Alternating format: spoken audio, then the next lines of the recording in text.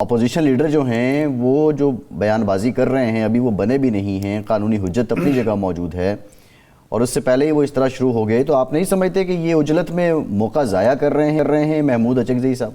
बहुत शुक्रिया। देखिए, पहली बात तो ये है कि आइन कानून पे अमल दरामद तो नहीं हो रहा है, उनको एक साइड पे रख दिया गया है। अब सिर्फ तकब्बुर, गुरूर और ताकत का इस्तेमाल हो रहा है। एक तरफ आप कहते हैं जी इमरान खान से कोई नहीं मिलेगा, सियासी बात नहीं होगी, मतलब ऐसा मुल्क बनाया जा रहा है जो गैर सियासी बुनियादों पे चलेगा और कोई आइन कानून वो अपनी मर्जी से बना के चलाएंगे।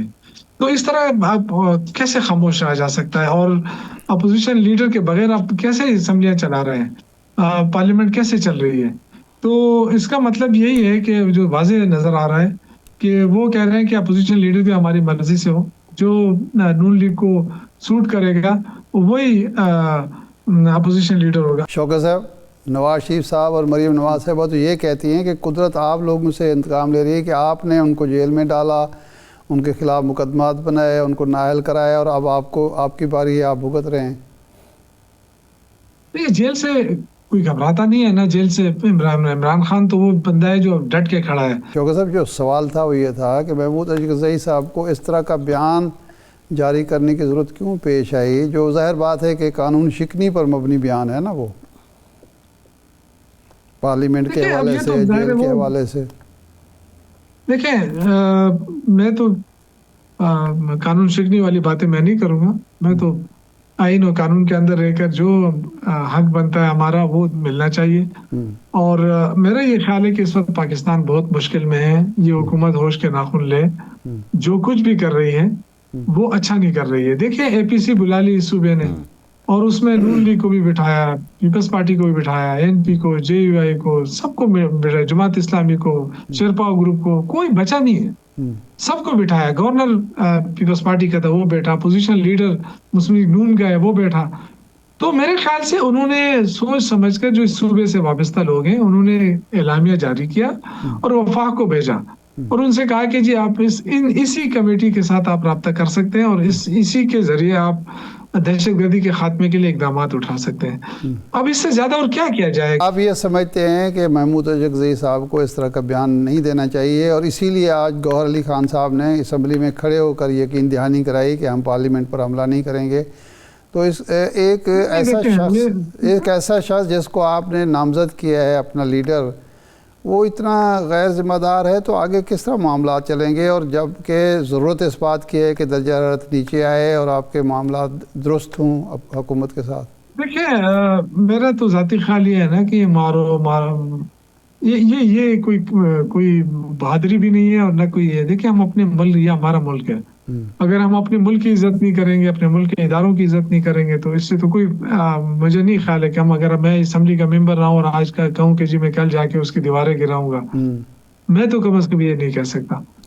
बिल्कुल, अगर उन्होंने ये बात की है, क्योंकि मैंने सुनी नहीं है, मैं आज हमारी मीटिंग थी उसमें काफी देर तक मैं रहा, 4 साढ़े 4 बजे तक वहां से निकला, तो मैंने ये बात सुनी नहीं है। लेकिन अभी प्रोग्राम में और में भी बात डिस्कस हुई है। तो अगर पार्लियामेंट पे हमले वाली बातें हुई तो देखिए, मामला कुछ भी नहीं है। दैट मींस कि स्पीकर का स्टांस पे ठीक है, स्पीकर का स्टांस पे ठीक है। और दूसरा ये भी एक तनकीद है आपकी जमात पे कि 70 MNAs में से कोई इतना कॉम्पिटेंट अपनी जमात का रुकन मिला ही नहीं आपको कि आपको महमूद अचकज़ई साहब को ला के अपोजिशन लीडर नामजद करना पड़ा। नहीं, उसमें देखे ना, जो हमारे अपोजिशन लीडर थे, पंजाब में थे, सेनेट के अंदर थे, कौमी असम्बली में थे, उन तीनों को तो फारिग कर दिया ना। अगर हम और नामजद करेंगे तो उनको भी फारिग कर दिया जाएगा। तो हमारे लोगों को तो ये छोड़ ही नहीं रहे, तो इसलिए अचकज़ई साहब वो सीनियर लोग हैं। आप अपने लोगों को बचाने के लिए कुर्बानी दे रहे हैं अचकज़ई साहब। नहीं, वो सीनियर लोग हैं। देखिए, या तो आप कहें ना कि मुल्क आइन कानून के तहत चल रहा है और इनको कोई खौफ नहीं है, तो अगर खौफ नहीं है तो ये अपोजिशन लीडर को मान ले। क्या हमने यहाँ नहीं माना है? अगर आप कहें तो हम भी ये कर सकते हैं कि जी हम इसको नहीं मानते, डिनोटिफाई कर दो जी, जाओ अपना काम करो। ऐसा देखिए, कोई अच्छी बात तो नहीं है ना। सही। अच्छा, ये बताएं कि इल्ज़ाम ये लग रहा है कि हुकूमत, वफाकी हुकूमत, बैरिस्टर अकील ने कहा कि सोचा जा रहा है कि KPK में गवर्नर राज लगा दिया जाए क्योंकि हुकूमत नहीं चल रही है, और कुंडी साहब जो पीपल्स पार्टी के गवर्नर है वो इसकी मुखालफत कर रहे हैं। इसीलिए कल से खबरें चला रही कि उनको भी हटाया जा रहा है और गवर्नर राज लगाने के लिए एक नया गवर्नर अगर एक तो गवर्नर राज लगता है और कुंडी साहब वो नहीं लगाते, हटाया जाता है, तो आप उनके साथ खड़े होंगे। दूसरा ये है कि गवर्नर राज अगर लगता है तो आपकी हिकमत अमली क्या होगी? देखिए, ये जो 8 फरवरी के बाद इन्होंने जो हमारे मैंडेट छीना, इन्होंने बड़ी कोशिश भी की होगी, लेकिन खैबर पख्तूनख्वा से ये मैंडेट नहीं छीन सके। और उस वक्त से इनकी आंखों में खटक रहा है, उसके पैसे भी बंद कर दिए। 3000 अरब रुपए इस कौम के पैसे बंद हैं, उन्होंने बांधे हुए हैं। दहशतगर्दी का सामना हमें है, और एक ये कि हमें जमहूरी अंदाज में सियासत करने का हक नहीं दिया जा रहा। बहुत सारे इश्यूज हैं। देखिए, मेरे ख्याल है कि हुकूमत जो है ना, वो होश के नाखून ले, रहम करे पाकिस्तान के ऊपर, पाकिस्तान के इदारों के ऊपर। जो कुछ वो कर, मेरे ख्याल से वो पाकिस्तान को बहुत बड़ी कीमत अदा करनी पड़ेगी इसकी। क्योंकि सियासत अगर आप खत्म कर देंगे तो फिर आप कुछ बचा कचा कुछ भी नहीं रहेगा। तो खुदा के लिए ये इस तरह की जो है ना सियासत के गवर्नर को हटा, भाई गवर्नर को तब्दील करना है 100 मरतबा करें, वो तो उनका अपना इख्तियार है ना। गवर्नर से हमारा क्या वास्ता है कि वो रहे ना रहे। लेकिन पहली मर्तबा ये हुआ है कि गवर्नर जो है वो सपोर्ट करने लगा है इस सीएम के स्टांस को। क्यों? कि एपीसी बुलाई गई है, एपीसी में पीपल्स पार्टी, नून लीग, वो सब ने मिलकर एलामिया बनाया।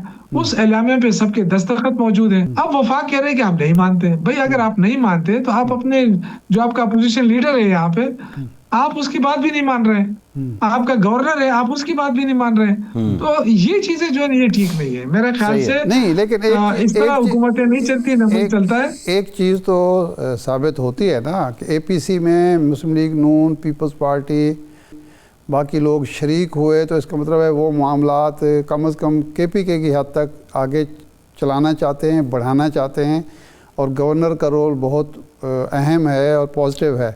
तो क्या आप नहीं समझते कि जिस तरह के लोग कहते हैं आपको कि अब आप कम से कम पीपल्स पार्टी के साथ कोई मुफाहमत की पॉलिसी इख्तियार करें ताकि इस दलदल से निकलने में आसानी हो? देखिए, पीपल्स पार्टी को खुद सोचना चाहिए कि उनके साथ क्या हुआ। पीपल्स पार्टी एक ज़माने में, आपको याद है, भी स्टूडेंट लीडर हुआ करते थे 85-86 में। मैं यूनिवर्सिटी का लीडर था पीपल्स स्टूडेंट फेडरेशन का।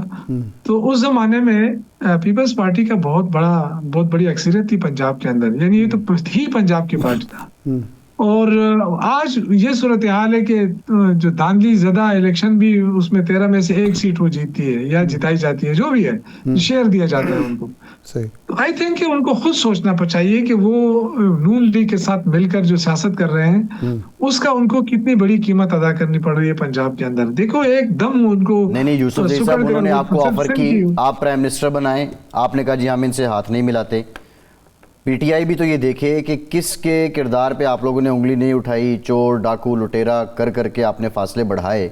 और अगर आज भी आप पीपल्स पार्टी अगर कोई नरम गोशा रखती है तो आपकी तरफ से क्या उसमें ओवरवेलमिंग है? आप क्या रिस्पॉन्स कर रहे हैं?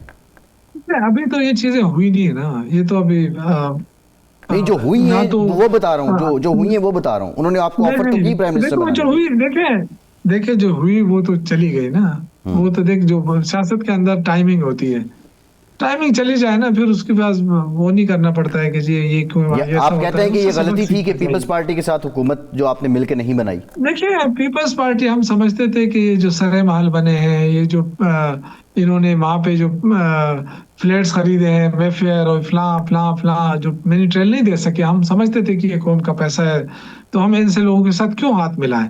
लेकिन बहरहाल सियासत में देखें, हर चीज पॉसिबल होती है। लेकिन फिलहाल चूंकि पीपल्स पार्टी अभी तक वो कहती है, हर चीज पे एतराज करती है, जी 27वीं तरमीम में हम ये नहीं मानेंगे, 28 में, लेकिन बाद में मान जाती है। तो ये तो उन पर डिपेंड करता है कि क्या वो ले सकते हैं कोई ऐसा डिसीजन जो इस हुकूमत को बीच चौराहे में छोड़ दे। क्योंकि पीपल्स पार्टी हट जाए तो फिर तो ये हुकूमत नहीं रहेगी। लेकिन इस हुकूमत को सपोर्ट देने के बावजूद पीपल्स पार्टी के साथ क्या हो रहा है, इससे अंदाजा करें कि शहबाज जो शरीफ फैमिली है, ये किसी को माफ नहीं करती है।